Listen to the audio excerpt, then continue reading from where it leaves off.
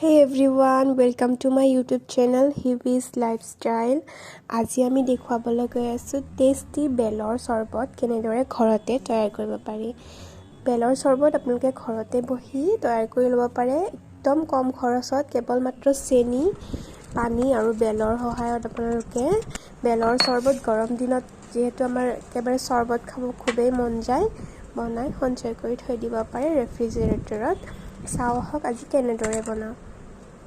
পোনপ্ৰথমে আমি বেলকিটা ফটাই তাৰ মাজ অংশ চামুচেৰে উলিয়াই লৈছোঁ।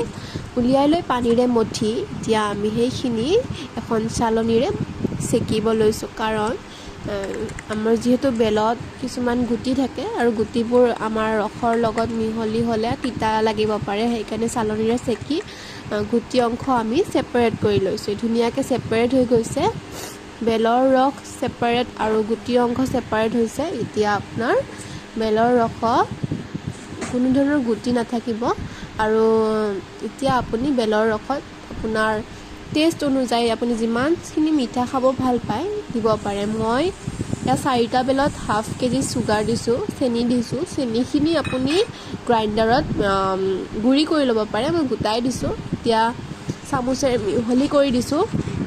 মিহলি কৰি দিয়াৰ ফলত আপোনাৰ ধুনীয়াকৈ চামুচেৰে মিহলি কৰি দিয়াৰ ফলত সহজে বস্তুখিনি মিহলি হ'ব। ষ্টভত দিয়াৰ পাছত কম সময়তে মিহলি হৈ যাব। এতিয়া আমি ষ্টভত দিবলৈ ৰেডি।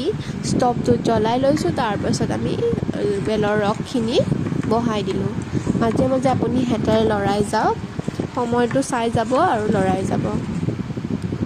সময় যোৱাৰ লগে লগে আমাৰ বেলৰ ৰসৰ ৰং সলনি হ'ব আৰু কনচিষ্টেঞ্চিটো গোটা হ'বলৈ ধৰিব। লাহে লাহে লৰাই যাওক। তাৰপাছত আপুনি এনেকৈ লৰাই যোৱাৰ লগতে আনফালে আপুনি নেমু ৰেডি ৰাখক। নেমু আপুনি 4টা ল'ব, মই 4টা লৈছোঁ। আপোনাৰ যদি টেঙা বেছি ভাল লাগে টেঙা বেছিও ল'ব পাৰে। মই 4টা নেমু লৈছোঁ। নেমু দিয়াৰ ফলত আপুনি এই বেলৰ ৰস বহুদিনলৈকে সঞ্চয় কৰিব পাৰিব, যিহেতু নেমুত চাইট্ৰিক এচিড থাকে আৰু নেমুৰ গোন্ধটোও খুব ভাল।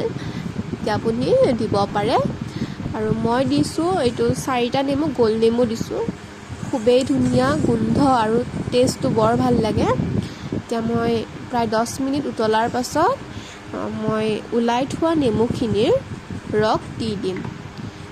নেমুৰ ৰসৰ লগতে মই অকণমান চাইট্ৰিক এচিড দি দিছোঁ, কাৰণ মই যিহেতু ৰেফ্ৰিজাৰেটৰত সঞ্চয় কৰি ৰাখিম বেলৰ ৰস বেয়া নহ'বলৈ চাইট্ৰিক এচিড অকণমান দি দিছোঁ।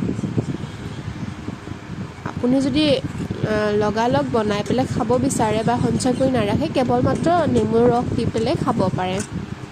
এতিয়া দেখিছেই নহয় ৰং সলনি হৈ গৈছে, বেলৰ ৰসৰ ৰং সলনি হৈছে। আৰু এতিয়া মই এচামুচ নিমখ দিছোঁ। যিহেতু মই টেঙা মিঠা নিমখীয়া একেলগে এনেকুৱা ধৰণৰ টেষ্ট বৰ ভাল পাওঁ, সেইকাৰণে মই নিমখ দিছোঁ। আৰু যদি আপুনি নিমখটো ভাল নাপায় নিদিলেও চলি যাব। এতিয়া আপুনি লাহে লাহে হেতাৰে লৰাই যাওক। কিছু সময় পিছতে আমাৰ বেলৰ চৰবত ৰেডি হ'ব। আৰু 20 মিনিট হোৱাৰ লগে লগে মই ষ্টভটো বন্ধ কৰি দিম আৰু কিছু সময় ঠাণ্ডা হ'বলৈ দিয়াৰ পাছতেই আমি ছাৰ্ভ কৰিব পাৰিম।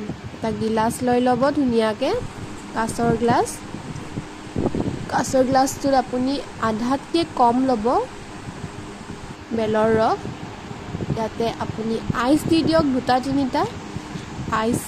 আইচ দিয়াৰ ফলত আপোনাৰ বেলৰ ৰসৰ বা যিকোনো জুচৰে আপোনাৰ